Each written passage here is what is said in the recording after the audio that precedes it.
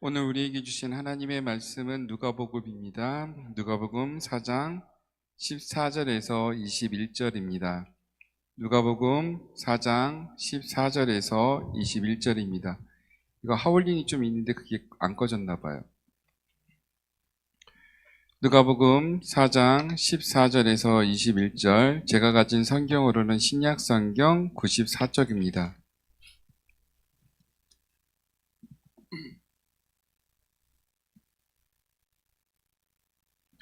한 절씩 교독하시겠습니다. 예수께서 성령의 능력으로 갈릴리에 돌아가시니 그 소문이 사방에 퍼졌고 친히 그 여러 회당에서 가르치심에 무사람에게 칭송을 받으시더라. 예수께서 그 자라나신 곳 나사렛에 이르사 안식일에 늘 하시던 대로 회당에 들어가사 성경을 읽으려고 서심해 선지자 이사야의 글을 드리거늘 책을 펴서 이렇게 기록된 데를 찾으시니 곧 주의 성령이 내게 임하셨으니 이는 가난한 자에게 복음을 전하게 하시려고 내게 기름을 부으시고 나를 보내사 포로된 자에게 자유를, 눈먼 자에게 다시 보게 함을 전파하며 눌린 자를 자유롭게 하고 주의 은혜의 해를 전파하게 하려 하심이라 하였더라. 책을 덮어 그 맡은 자에게 주시고 앉으시니 회당에 있는 자들이 다 주목하여 보더라. 이에 예수께서 그들에게 말씀하시되 이 글이 오늘 너희 귀에 응하였느니라 하시니 아멘. 아멘. 잠깐 기도드리겠습니다. 사랑과 은혜가 풍성하신 하나님, 이 시간 부족한 종을 이 자리에 세워 하나님의 말씀을 전하게 해주심을 감사드립니다. 이 시간 온전히 하나님의 말씀만을 전할 수 있도록 주님의 종의 입을 주관하여 주시옵소서. 예수님의 이름으로 간절히 기도드립니다. 아멘. 오늘 누가복음 4장 14절에서 21절의 말씀을 가지고 주님의 숨결이 우리에게 와 닿을 때라는 제목으로 함께 나누려고 합니다. 근데 숨이 차네요. 앞에서 찬양을 너무 열정적으로 하시는데 순간 설교해야 된다는 걸 까먹고 따라 부르다가 가사도 놓쳐서 PPT도 잘못 넘기고 혼나고 자, 그래도 다시 한번 하겠습니다. 첫 번째 장면으로 들어가 보겠습니다. 우리가 몸에 이상이 있다고 생각하는 순간 가장 많이 하는 행동 뭘까요? 몸에 무슨 이상이 생겼다고 생각하는 그 순간 가장 먼저 하는 행동 맞습니다. 이기남 권사님이 하시는데 열을 재보죠. 체온을 재는 행동을 가장 먼저 하는데요. 보통 사람들은 36.5도에서 37도 사이에 정상 체온을 가지고 있죠.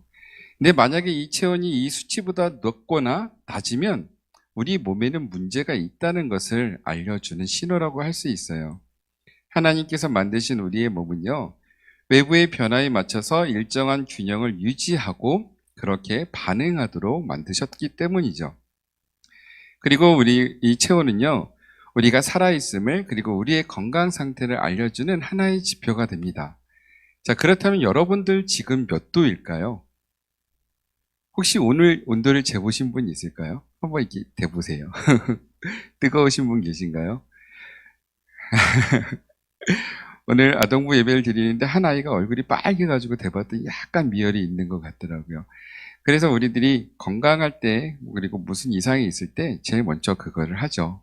아마 지금 이곳에 계신 분들은 몸에 이상이 없는 것처럼 보입니다. 그리고 열이 없는 것처럼 보여지는데요. 우리 몸이 건강하기 때문일 거예요. 자, 그렇다면 우리의 건강은 지금까지 잘 체크해 보셨어요? 자, 그럼 우리 마음의 온도를 한번 재볼까요? 우리의 영혼의 온도는 과연 몇 도일까요?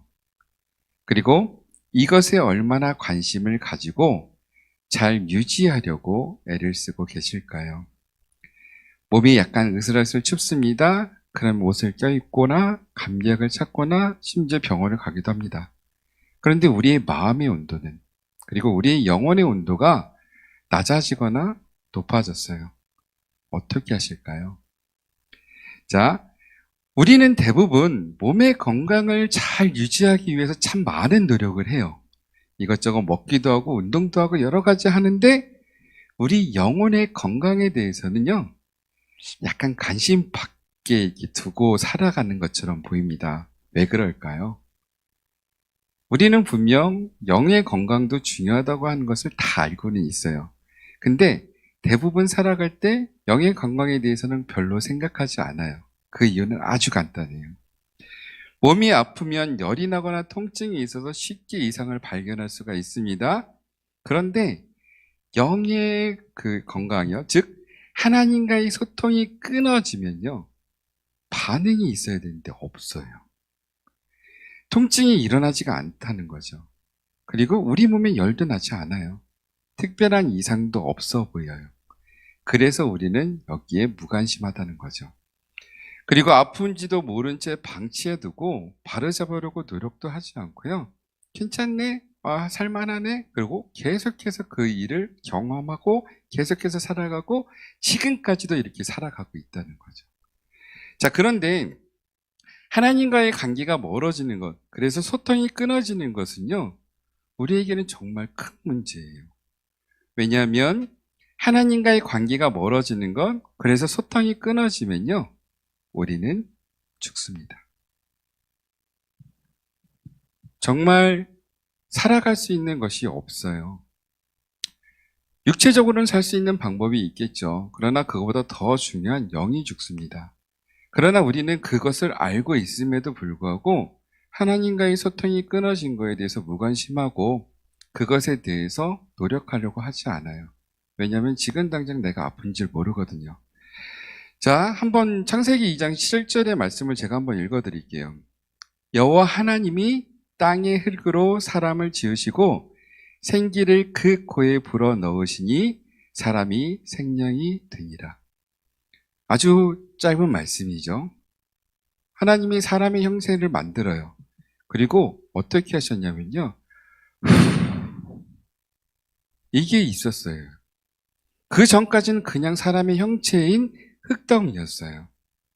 그러나 하나님이 주시는 그 숨결, 그것이 들어왔을 때 성경은 분명히 생명이라고 기록합니다. 살아 움직이는 거예요. 그럼 이걸 반대로 생각해 볼까요? 우리 안에 하나님의 숨결이 사라진다면 제가 한 말 틀리지 않죠? 우리는 죽습니다. 하나님과의 관계가 계속해서 연결되어지고 하나님과의 소통이 계속해서 이어져야 하는 방법이 바로 이거죠. 자, 그렇습니다. 우리 안에 하나님의 숨결이 불어 넣어졌을 때 우리는 비로소 참된 생명을 가진 존재로 움직이고 살아갈 수 있었다는 거죠. 그런데 그 통로가 막혀버렸어요. 더 이상 하나님의 숨결이 우리 안에 공급되지 못합니다. 왜 이런 일이 발생했을까요? 두 번째 장면은 눌림이에요. 이런 일이 발생한 것에 대한 원인은 성경은 분명히 기록됩니다. 우리의 죄 때문이라고 기록을 하고 있어요. 제가 우리 속에 들어오면서 첫 번째 아담과 하와가 죄를 저질렀을 때 가장 먼저 했던 건 무엇인지 기억나시죠? 하나님의 낯을 피해 숨습니다. 그리고 그 자손들이 하는 모습들을 계속 보다 보니까요, 하나님의 낯을 피해서 숨는 것에서 벗어나서 더 나아가 하나님을 의식하지 않고 스스로 자신의 기준이 되어서 살아가요. 그래서 사사기에는 자기 소견에 옳은 대로라는 표현을 쓰셨는데 그렇게 행동을 합니다. 자, 그런데 만약에 우리가 하나님 없이도 잘 살 수 있다면 아무런 문제가 되지 않았을 거예요. 그런데 하나님 없이 살아가는 사람들의 삶이 점점 망가지는 모습을 볼 수가 있었다는 거죠. 자신의 마음에 들지 않는다고 사람을 해치기 시작합니다. 자기 유익을 위해서 다른 사람들을 짓밟거나 착취하기도 하죠. 더욱이 이런 사람들을 우러러보며 능력 있는 사람이라고 지켜 세우고요. 그리고 그런 사람들을 부러워하는 사람들조차 생겼습니다. 사람들 사이에서는 신분의 차이가 생겼고 재산, 출신, 성별에 따른 차이가 점점 많이 생겨나고요. 그리고 억압하는 사회 구조를 자연스럽게 누가 바로 죄인인 우리들이 만들고 그 속에서 살아가고 있다는 거죠. 분명 문제가 있습니다. 근데 이것을 문제로 여기질 않아요. 인류는 솔직히 말씀드리면 많은 부분에서 발전을 거듭해 왔죠. 분명히 예전보다 더 잘 살게 되고 더 많은 지식을 가지게 된 것은 맞는 것 같아요. 좀 편리해진 것 같기도 합니다. 수명도 늘어났고요. 편리함을 누리기 위해 많은 도구도 활용하고 있다는 거죠. 그런데 이런 발전이요, 정말 우리가 살아가야 하는, 죽을 수밖에 없는 그 상황에서 해결해야 되는 그 근본적인 문제는 해결하지 못했다는 거예요. 그 많은 지식으로도 하나님과의 끊어진 관계를 회복할 수가 없었고요. 그 많은 재산과 그 많은 권력으로도 그것을 이어가지 못했다는 거죠. 그동안 시대가 많이 바뀌고 정치체제나 통치자가 많이 바뀌었습니다. 심지어 국가의 이름이나 형태가 바뀌기도 했죠. 그러나 여전히 사람들 사이에 생기는 그 문제는요, 깊숙이 뿌리 박히고 변하지가 않았다는 거죠. 우리의 문제의식과 그것을 해결하는 노력과 애씀은 결코 우리의 근본적인 문제를 해결하지 못합니다. 어쩌면 사람들은 자기 자신이 다른 사람을 누르면서 본인이 승리자가 되었다고 느낄 수도 있을 거예요. 하지만 실은 그렇게 누르고 있는 그 자신도 어떻게 따지고 보면 죄에 눌려서 그런 행동을 하고 있는 그저 피해자일 뿐입니다. 신분이 고귀하든 비천하든, 지위가 높든 낮든, 부유한 사람이든 가난한 사람이든, 빈부의 귀천 상관없이, 남녀의 노소 상관없이 모두가 죄에 눌려서 신음하는 존재인 거죠. 예수님이 이 땅에 오셨을 때 그 땅에 사는 사람들도 마찬가지였고요. 이 말씀을 듣고 있는 오늘 우리 또한 마찬가지입니다. 자, 그런데 다행인 것은요, 이 근원적인 문제를 해결할 수 있는 방법이 우리에게 보여졌다는 거예요. 바로 예수님이 이 땅에 오셨다는 거죠. 우리 곁으로 오셨어요. 그리고 오늘 말씀은 그 사실을 명확하게 표현해주고 있는데요. 세 번째 장면은 분리입니다. 오늘 말씀은 어쩌면 예수님의 출사표일 거예요. 일종의 사명 선언문이라고 할 수가 있는데요. 앞으로 무엇을 하실 것인지 공개적이고 분명하게 표현하셨습니다. 예수님은 이사야 선지자의 말씀을 인용해서 이렇게 말씀하시죠. 주의 성령이 내게 임하셨으니 이는 가난한 자에게 복음을 전하게 하시려고 내게 기름을 부으시고 나를 보내사 포로된 자에게 자유를, 눈먼 자에게 다시 보게 함을 전파하며 눌린 자를 자유롭게 하고 주의 은혜의 해를 전파하게 하려 하심이라. 그렇습니다. 예수님의 사명 선언문인 이 18절의 말씀을 가지고 예수님이 무엇을 하실지를 우리는 알 수가 있어요. 그리고 어떤 방향으로 일을 했는지를 알 수가 있어요. 자, 그럼 여기서 질문 하나 드릴게요. 그러면 누가 과연 가난한 자일까요? 누가 포로된 자이고, 누가 눈먼 자이고, 누가 눌린 자일까요? 여러분 주변에 가난한 자이며 포로된 자이고 눈먼 자이고 눌린 자, 여러분 주변에 있을까요? 한번 떠올려 보셨으면 좋겠어요. 여러분은 누구라고 생각하셨을까요? 제가 이 질문을 드렸을 때 머릿속으로 떠오르는 사람들이 있을 수도 있어요. 자, 그러면 혹시 그 떠올린 사람이 바로 자신이었던 분 계실까요? 대부분의 사람들은요, 이 질문을 드리면, 그리고 제가 이렇게 얘기를 하면, 스스로가 떠올렸다라고 말씀하시는 분들도 계세요. 자, 그런데 정말 제가 드리는 질문이 아니라 마음속으로 이 성경을 읽었을 때 가난한 자, 눌린 자, 포로된 자, 눈먼 자가 정말 나라고 생각하시는 그런 분들이 계신지 한번 물어보고 싶습니다. 이 성경 구절을 읽으면서 대부분의 사람들은요, 내가 아닌 다른 누군가를 떠올린대요. 왜냐하면 적어도 나는 하나님의 말씀을 들었고 하나님의 말씀을 펴서 읽고 하나님의 말씀을 듣기 때문에 적어도 나는 이곳에 포함되지 않는다라고 생각을 하기 때문이죠. 왜냐하면 이것보다 조금은 나을 거라고 생각을 하세요. 그렇게 생각을 하면서 겉으로만 질문했을 때 그렇습니다, 접니다라고 이야기를 한다는 거죠. 근데 실질적으로 마음속으로는 설마 내가 가난한 자겠어? 내가 눌린 자일까? 내가 포로된 자? 아니야. 이렇게 생각할 수밖에 없다라는 거죠. 근데 예수님께서 분명히 이렇게 말씀하셨죠. 18절 제가 다시 한번 읽어볼게요. 주의 성령이 내게 임하셨으니 이는 가난한 자에게 복음을 전하게 하시려고 내게 기름을 부으시고 나를 보내사 포로된 자에게 자유를, 눈먼 자에게 다시 보게 함을 전파하며 눌린 자를 자유롭게 하고 주의 은혜의 해를 전파하게 하려 하심이라 라고 말씀되어 있죠. 자, 그런데 이 말씀을 듣고 예수님의 사명 선언문을 듣고 있는 우리가 정작 내 자신이 아닌 다른 사람을 떠올리며 나는 이 말씀과 상관이 없다라고 생각하는 그 순간 예수님의 사명과 우리와는 거리가 떨어진다는 거예요. 예수님이 이 땅에 오신 것이 내가 아닌 다른 누군가가 될 수 있다라는 것이 이렇게 우리의 생각에서 규정 지어질 수가 있다라는 거죠.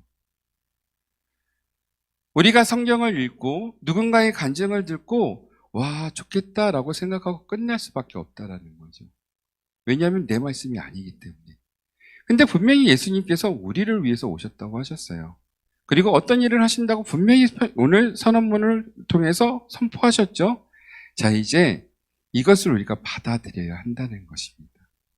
나는 철저히 가난한 자이고 나는 철저히 눈먼 자이고 나는 포로된 자이고 나는 눌린 자입니다. 아멘. 예수님 나를 위해서 오셨사오니 나 좀 봐주세요라고 이야기해야 되는 거예요. 내가 아니라고 나는 조금이라도 낫다고 생각하는 그 순간 우리는 예수님이 다가오신 것보다 더 멀리 뒷걸음질 치며 거리를 둔다는 거죠. 그리고 나서 하나님과 우리 사이가 더 멀어졌다라고 이야기를 하는 거죠. 멀어지면 멀어질수록 우리는 순결을 받지 못했기 때문에 더 죽을 수밖에 없는, 살기 힘든 곳으로 나아갈 수밖에 없다는 사실 기억하셨으면 좋겠습니다. 자, 그렇다면 당시 나사렛 회당에 모여있던 그 사람들의 귀에는 이 말씀, 예수님의 말씀 어떻게 들렸을까요? 가난한 자, 포로된 자, 눈먼 자, 눌린 자.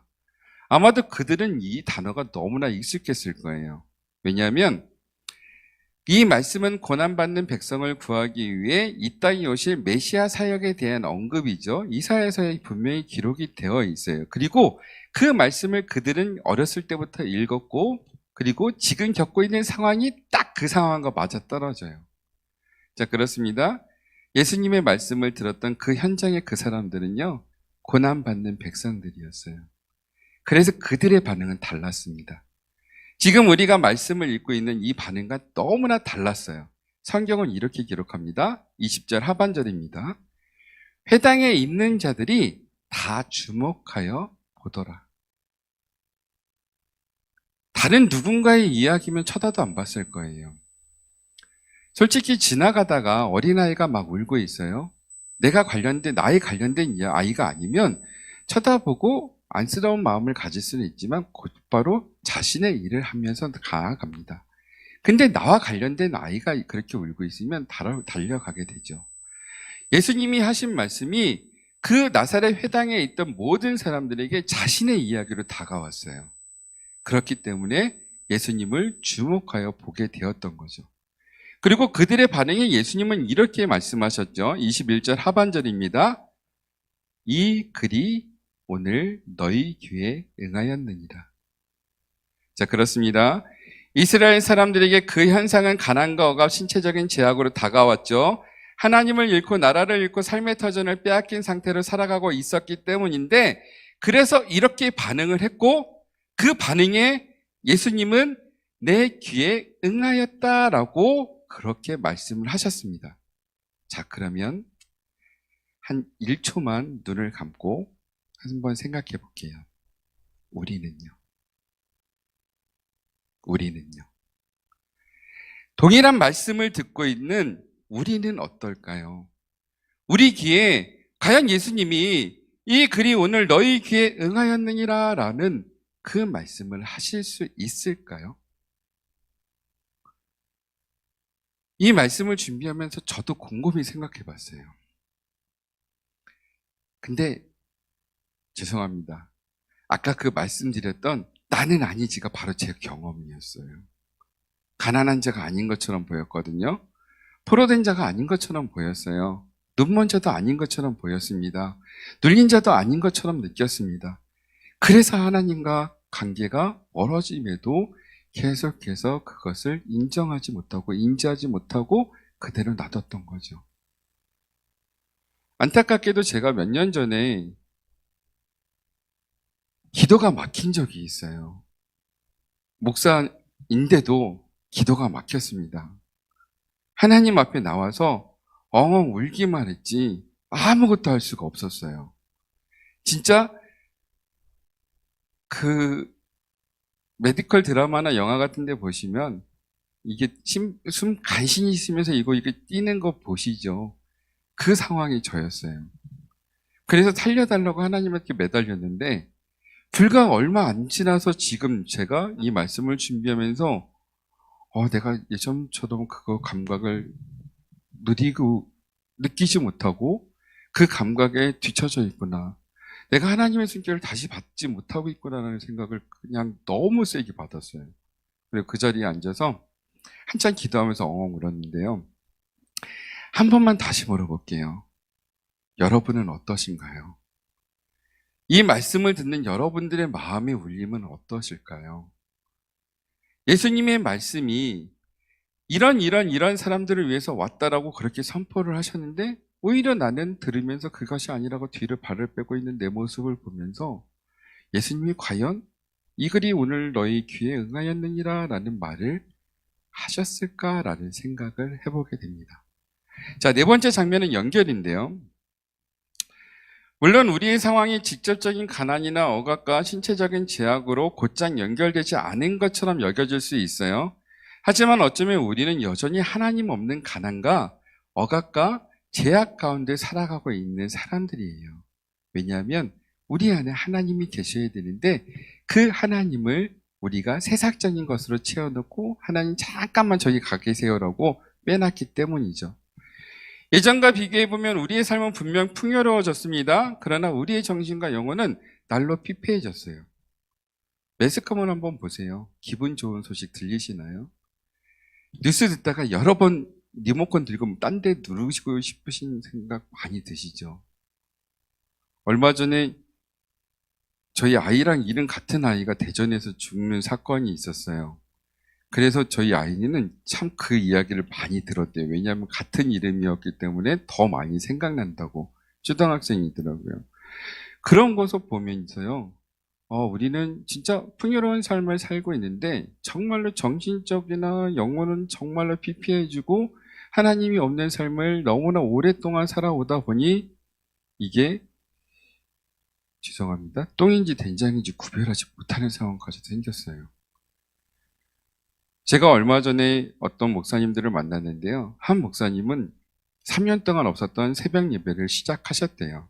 한 보름 되셨다고 하시는데 진짜 6명밖에 안 나오지만 6명도 목사님, 사모님, 아들 2 그리고 근처에 있는 분 2분 6분이 나와서 새벽 예배를 드리고 있지만 너무 좋대요. 근데 한 분은 새벽 예배를 많이들 안 나오신다고 잠깐 보류를 하셨대요. 그래서 제가 그랬어요. 그러시면 죽습니다. 정말 예배를 사모하고 기도의 자리를 끊임없이 나와서 어떻게든 채우셔야 됩니다라고 그렇게 말씀드렸어야 되는데 못 드렸어요.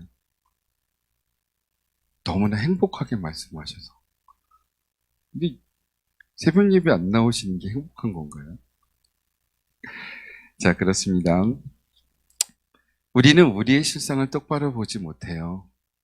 세상의 맛을 너무나 봐왔기 때문에 특히 코로나라는 그 단계를 넘어가면서 휴식의 맛을 너무나 느꼈어요. 예배의 자리가 아닌 하나님의 숨결을 떠나서 세상의 것을 맛보는 그 재미가 얼마나 큰지를 다 알았어요. 그렇기 때문에 다시 원상태로 돌아오지 못하고 두려워하고 있는데, 자, 예수님이 말씀하신 사람들, 바로 우리라는 사실 기억하셔야만 합니다. 가난한 자가 바로 우리고요. 포로된 자가 우리고요. 눈이 멀어 제대로 보지 못하는 자가 바로 우리고요. 세상에 눌린 사람으로 살아가는 사람이 바로 우리입니다. 그리고 한 단계 더 나가 우리라는 것보다 나입니다. 그래서 오늘 말씀이 이렇게 우리들에게 직접적인 연결을 되는데요. 예수님은 우리들의 이런 문제를 해결하기 위해서 이 땅에 오셨어요. 너무나 감사하죠.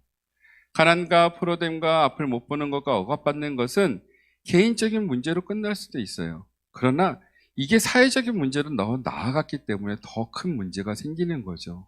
요즘 너무나 시끄럽잖아요. 구조적인 문제, 사회적인 문제 다 어디서 시작됐을까요? 우리는 알고 있어요. 그 정답을 우리는 이미 알고 있어요. 하나님으로부터 떨어져서 생겼던 죄로부터 시작되었다는 것을 알고 있어요. 그러면 그것을 다시금 원상태로 돌리기 위해서는 하나님과 이어져야만 된다는 것 또한 알고 있어요.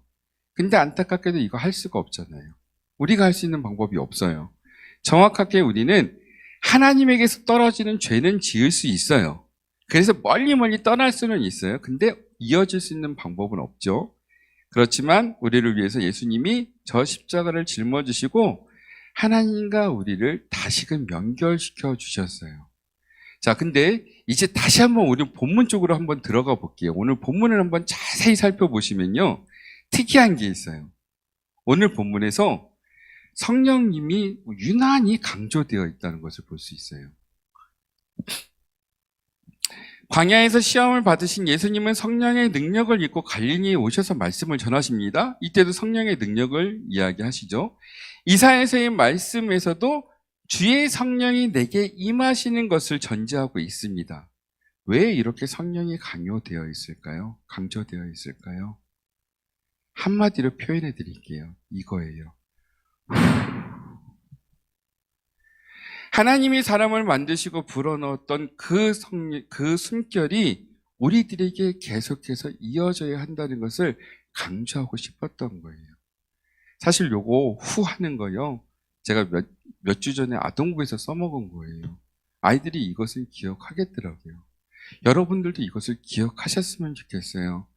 성령은 우리가 잃어버렸던 하나님의 숨결입니다. 바로 이거예요.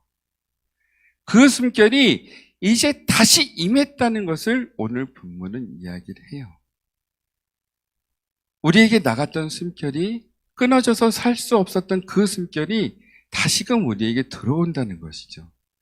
예수님의 말씀을 통해서, 예수님의 성령을 통해서 그 숨결이 지금까지 우리들에게 이어져서 내려왔다는 거죠. 자, 그렇다면 이제 그 받았던 우리를 살린 그 성령이 우리를 어디로 인도하고 있을까요? 자, 5번째 장면은 노임인데요. 또 오늘 말씀 중에서 동사가 조금 걸리는 게 많죠. 가르친다, 전한다, 전파한다. 이런 단어가 많이 쓰여 있는데요. 그렇다면 무엇을 가르치고, 무엇을 전하고, 무엇을 전파하신 것일까요? 그것은 아주 간단합니다. 하나님 나라이죠. 그리고 오늘 말씀의 표현을 빌자면 주의 은혜의 해입니다. 사실 제가 이것 때문에 오늘 찬양단에게 특별히 요청을 했어요. 그 찬양을 꼭 넣어달라고. 그랬더니 권사님이 박자를 맞춰서 춤을 춰야 된다 이렇게 흔들흔들 하라고 하셨는데요. 전해야 돼요. 주님의 은혜에는요, 가만히 앉아서 그 돌덩어리처럼 감사합니다 이게 아니잖아요. 너무 큰 거잖아요. 그 은혜를 우리가 이미 받았다는 것을 이야기하고 계신다는 거죠. 자, 보세요. 오늘 말씀의 표현을 빌리자면 주의 은혜의 해가 바로 하나님의 나라고, 예수님은 이 글이 오늘 너희 귀에 응하였느니라 라는 이 말씀 한마디로 그 하나님의 나라, 주의 은혜의 해가 우리에게 이미 이루어졌음을 임하였다는 것을 선포하셨어요. 예수님의 말씀은 그냥 하신 말씀이 아니라 선포의 말씀이고 이루어지는 말씀입니다. 그렇기 때문에 너희 귀에 응하였느니라는 이 한마디로 주의 은혜가 이미 우리에게 왔다는 것을 이야기한다는 거죠. 자, 그럼 여기서 한 가지만 더 생각해 볼게요. 구체적으로 은혜이 뭘까요? 아마도 율법에서 말하는 희년이란 제도와 연결시켜서 생각해 볼 수가 있는데요. 정말 내가 가진 모든 것을 다 잃어버려도 50년마다 돌아오는 그 희년, 그때는 하나님이 원래 주셨던 처음 것으로 회복할 수 있다는 거죠. 이것만 생각하셔도 돼요. 주의 은혜해. 내가 세상에 나가서 모든 것을 다 잃어버리고 세상적인 맛으로 완전히 빠져든다 할지라도 주의 은혜해가 도착하면, 이미 도래하면 처음에 하나님이 주셨던 그 처음에 그 은혜가 바로 내 것이 되고 그 상태가 지금 나의 모습이라는 거죠. 얼마나 감사한 거예요. 근데 예수님이 분명히 이미 이것이 우리에게 임하였다라고 이야기를 한다는 것입니다. 받으려고 노력하지 않으셔도 돼요. 이미 내 거예요. 내 안에 그 주님의 은혜가 가득하고 하나님의 나라가 가득하기 때문에 우리는 그것을 내 것으로 받아들이고 인정하고 사용하기만 하면 됩니다. 우리 안에 있는 나쁜 것들을 다 끄집어내도요, 하나님이 주셨던 그 처음 것, 처음 살아, 처음 모습 그대로의 것을 다시금 돌려주셨대요. 이게 오늘 예수님의 말씀이죠. 자, 예수님의 말씀대로라면 우리는 주님 안에서 자유와 회복을 경험한 사람입니다. 우리가 하나님의 은혜가 우리를 다시 살렸다는 것을 믿었을 때 우리는 주님의 은혜의 해를 직접 살아가고 있는 사람이 된다는 거예요. 그래서 중요하죠. 이 말이 너희 귀에 응하였느니라 라는 말을 우리가 듣는다면, 예수님이 우리를 위해서 오셨고, 아니 나를 위해서 오셨고 예수님의 모든 사역이 다 나 때문에 이루어진 것임을 기억하고 주님을 바라보고 주님께 집중하면 주님의 말씀이 내 귀에 들리고 그 은혜가 바로 나에게 임하면 내가 그 은혜를 살아가는 축복의 사람이 될 수 있다는 것입니다. 어쩌면 어렵게 들릴 수가 있어요. 이거 할 수 있을까라고 생각할 수 있을 수도 있어요. 괜찮습니다. 선포하셨잖아요. 너 거라고, 네 거라고, 다른 누군 것까지가 아니라 바로 너희 거라고, 내 거라고 그렇게 예수님이 말씀하셨기 때문이죠. 자, 예수님은 이미 그렇게 살아도 된다고 우리에게 선언하셨어요. 자, 그렇다면 우리는 그저 그 삶을 살아가면 되는데 한 번만 더 아프게 해드릴게요. 정말 그렇게 살아가고 계십니까? 받았어요. 그 축복의 사람으로 선택돼서 받았어요. 근데 그렇게 살아가고 계시냐는 거죠. 왜 못 살고 있을까요? 왜 그 축복된 삶이 바로 우리 안에 있는데 그것을 못 살까요? 못 사용하고 그렇게 살까요? 정말 예수님께서 우리에게 선언하신 그대로 우리는 그저 살아가면 되는데 왜 그렇게 살아가지 못할까요? 사랑하는 성도 여러분, 밤에 제가 아파트 최고 꼭대기층 스위트룸에 살고 있는 거 아시죠? 저보다 더 높이 사는 사람이 저희 아파트에는 없어요. 그래서 바깥에 나와서 이렇게 쳐다보면 가장 많이 보이는 게 뭘까요? 밤하늘에. 별 거의 안 보이던데요, 요즘에. 제일 많이 보이는 게 교회 십자가예요. 진짜 교회 어디 가든지 교회 십자가가 많이 보이는데요. 그리고 우리나라 인구의 4분의 1이 기독교인이라는 통계조차 있어요. 자, 그런데 그렇게 많은 교회가 있고 그렇게 많은 기독교인이 있는데 그렇게 은혜의 해를 경험하고 살아가고 있는 그 사람들이 있어야 되는 그곳에 삶의 모습은 과연 어떨까요? 여전히 가난한 자로 살아가고 포로된 자로 살아가고 눈먼 자로 살아가고 눌린 자로 살아가고 있습니다. 교회가 얼마나 많은지, 교인들의 숫자가 얼마나 중요한지 이게 중요한 게 아니에요. 정말로 믿느냐가 중요한 거죠. 정말로 믿느냐가 중요한 것입니다. 제가 도전적인 말 한마디만 더 드려볼까요? 그저께 제가 휴가였어요. 근데 저를 보신 분들 계시죠? 충주에 도착하니까 가면 기도할 수 있는 시간이 되겠더라고요. 그래서 부랴부랴 차를 끌고 와서 기도를 했는데 깜짝 놀랐어요. 학생부 애들이 여기 몇 명씩 앉아 있는 거예요. 안 보이던 애들이 들어와 있더라고요. 그래서 그날만 왔는 줄 알았어요. 근데 끝나고 나서 물어보니까 얘네들이 금요철 때 되도록이면 나오려고 한다고 그러더라고요. 맞죠, 장로님? 애들이 금요철 때 온다고 하죠. 얘들이 무슨 일이 있었는지 숨을 쉬려고 와요. 하나님이 주신 그 이거 받아들이려고 와요. 그런데 여러분은요, 빈자리 너무 많아요. 마음껏 기도할 수 있는데 왜 안 오세요? 학생들 잠 많죠? 저희 어린애들 잠 많죠? 학교에서 생활하기 너무 힘들죠? 그 지친 몸을 가지고 아이들이 살려고 와요. 그 학생들이 공부에 지쳤던 몸을 가지고 숨 쉬고자 하나님께 나와서 기도해요. 여러분들도 그래야 되는 거 아닐까요? 자, 다시 처음으로 돌아가 볼게요. 우리에게 가장 중요한 것은요, 숫자나 위치나 그것이 아니라 진실된 믿음이에요.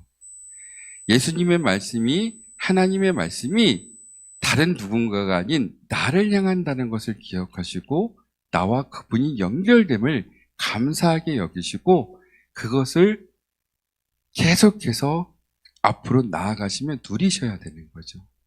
하나님은 말씀하셨습니다. 예수님은 선포하셨습니다. 그 모든 것이 다 나에게 있다고 말씀을 하셨어요.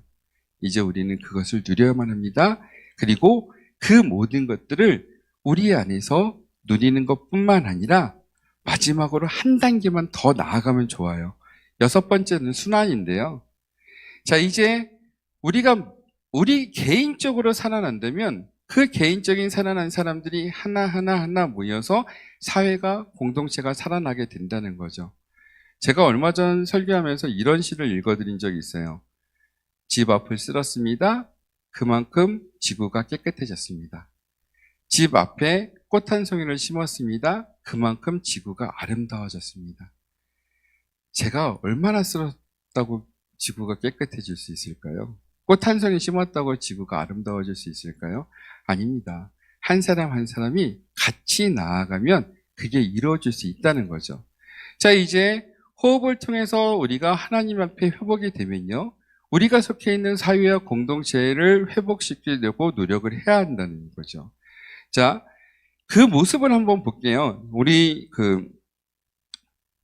느헤미야서에서 이런 모습이 있었죠. 에스라가 들려주는 말씀을 들으면서 성벽과 성전 앞에서 자신들의 무너진 신앙을 회복하는 모습을 우리는 느헤미야서에서 분명히 볼 수 있었습니다. 그리고 여기서 한 가지 그냥 질문을 한번 드려볼게요. 이때 그들에게서 작은 변화의 모습이 있었는데요. 어떤 것이었을까요? 한번 떠올려 보세요. 느헤미야서 한 번씩은 읽어보셨을 거예요. 금식하고 기도하고 또 그들 가운데 아주 작은 실천이 일어났는데 무엇이냐면요. 회개하고 기도했으니까 배고프잖아요. 먹으려고 꺼냈는데 옆에 사람이 아무것도 안 갖고 왔어요. 띄어서 나눠 먹습니다. 그 작은 문빛이 그 처음의 시작이에요. 그렇게 되면서 하나 번져나가면서 그 개인적으로 모였던 사람들이 똘똘 뭉쳐 공동체가 되었고 성벽을 세우고 성전을 세우고 그리고 굳건히 그것을 지켜나가는 모습으로 나아갈 수 있었다는 거죠. 사랑하는 성도 여러분, 이제 우리의 것으로 선포되어 있는 이 은혜에는요, 오늘 예수님의 말씀에서 보면 이 말이 너희 귀에 응하였는데 여기서 너희는 복수형이에요. 나도 되지만 내 옆에 있는 사람도 된다는 거예요. 내 옆에 한연아 집사님하고 눈이 마주쳤는데 어떡하죠? 집사님 남편분 왜 안 나오세요? 그 집사님 남편분도 은혜를 선포받아서 갖고 계신 분이에요. 계속 선포하면서 터뜨리세요. 가서 옆에서. 계속해서 같이 오실 수 있도록. 느헤미야에서 나오는 것처럼 우리가 받은 것을 나눠줌으로 시작되었잖아요. 우리는 이미 받은 선포를, 은혜의 해를 가지고 있으니 그것을 옆에 있는 사람, 너도 이거 받았대. 너도 희년이기 때문에 하나님이 처음 것을 주고 하나님이 처음 사랑을 다시 줄 거라고 계속해서 찌르세요. 그러면 같이 나와서 옆자리에서 집에서도 보고 있는데 옆에서도 또 보기 싫으실 수도 있지만 조금 떨어져 앉아 있으면 돼요. 저하고 저희 아내하고 저렇게 떨어져 있는 것처럼. 그래도 됩니다. 사랑하는 성도 여러분, 이것이 우리 안에서 계속해서 이루어지고 우리의 공동체가 계속해서 발전할 수 있는 방법이 이 방법이라는 거죠. 좀 안타까워요. 요즘에 뉴스 보니까요. 태극기도 흔들고 촛불도 흔들고 두 팀이 모여가지고 막 서로 막 싸우고 있다는데요. 중요한 것은 이거예요. 하나님의 숨결을 먼저 회복해야 하고요. 그 회복한 것으로 옆에 주변부터 가까운 데부터 돌려요. 그리고 그 숨결이 계속해서 멈춰지지 않도록 끊임없이 가야 돼요.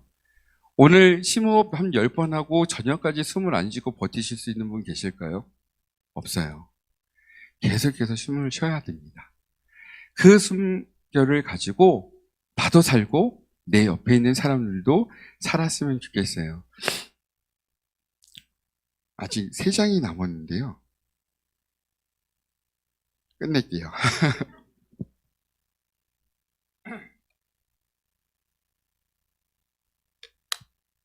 자, 한 개 말씀을 정리해 볼게요. 우리는 주님의 은혜의 해로 살아가고 있는 존재입니다. 그리고 한 가지 더 우리에게 주어진 것이 있는데 주님의 숨결로 이 사회를, 이 공동체를 다시 소생시키기 위해서 부름받은 존재라는 거죠. 거창하게 할 것 없어요. 내가 가진 것 조금인 거 나눠주면 돼요. 근데 띄어서 나눠줬는데 또 생겨요. 왜냐하면 하나님은 쫀쫀하신 분 아니에요. 또 엄청 계속 주시거든요. 계속해서 띄워주세요. 갖고 있는 거 주시는 거 하실 수 있죠. 우리 예준이도 손에 뭐가가 있으면 2개 있으면 저한테 하나 줘요. 예준이가 7살이 6살이죠. 6살도 2개가 있으면 하나 나눠주더라고요. 여러분들 근데 손에 있는 것은 2개가 아니라 진짜 써도 없어지지 않을 만큼 너무나 많이 갖고 계세요. 마음껏 나눠주시며 이 사회를 다시 소생시키는 그 역할을 감당하는 여러분들 되셨으면 좋겠습니다. 저랑 이거 한 번만 따라해 보시죠. 자, 심호흡을 하겠습니다. 들이쉬시고 내쉬고, 들이쉬시고 내쉬고. 주님의 숨결을 주님 앞에서 마음껏 들여 마셔야 합니다. 그리고 사회에 나가서 주님의 숨결을 계속해서 내뱉으세요. 호흡 딸리시면 다시 와서 들이마시세요. 교회 계속해서 열려 있습니다. 교회 비밀번호 모르시는 분 없고요. 저희 웬만하면 교회 비품처럼 있으니까 낮에 저보고 전화하시면 열어드려요. 들이마시고 내쉬고를 끊임없이 반복해서 하나님 앞에서 살아있는 모습으로 살아가시고 세상 사람들에게도 이런 모습이 정말로 하나님 안에서 살아가는 주님의 은혜의 해를 정말로 살아가고 있는 축복받은 사람이라는 그것을 여러분들이 직접 보여주셨으면 좋겠어요.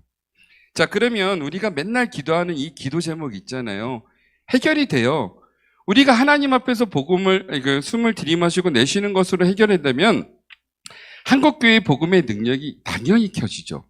왜냐하면 우리가 숨을 쉬고 있는데, 그리고 세상에 나가서 들이마신 만큼 후 하고 내쉬고 있는데 한국교회가 복음의 능력을 회복하게 되죠.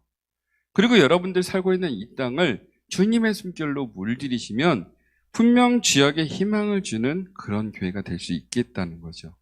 그리고 하나님 앞에서 숨쉬고 바깥에서 내뱉고 다시 와서 하나님 나 좀 살려달라고 숨쉬고 그 모습 보면요, 하나님이 이뻐서라도 신앙을 키워주실 거예요. 힘든 거 있으면 다 털어주시고 또 나가라서 다시 한번 숨쉬고 오라고 그렇게 힘주실 거예요.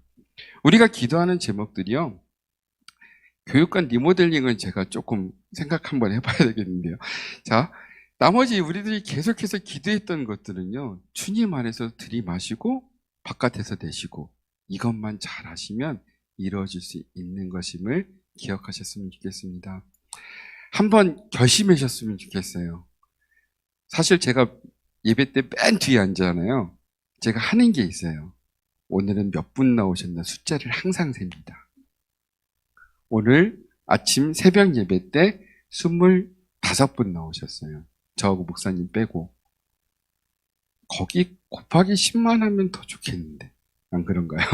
자, 왜 새벽 예배 때 이게 꽉 차 있으면요, 졸고 싶어도 기울어져도 옆에 사람 때문에 이렇게 꼿꼿이 서 있을 수 있잖아요. 얼마나 좋아요. 그리고 가끔 가다 제가 처음에 얘기했던 거 있을 거예요. 이제 서서 예배 드렸으면 좋겠다고. 그 모습이 이루어질 수 있을 것 같아요. 여러분들이 힘들더라도 이곳에 나와서 주님이 주시는 그 숨결을 들이마시려고 노력해 보세요.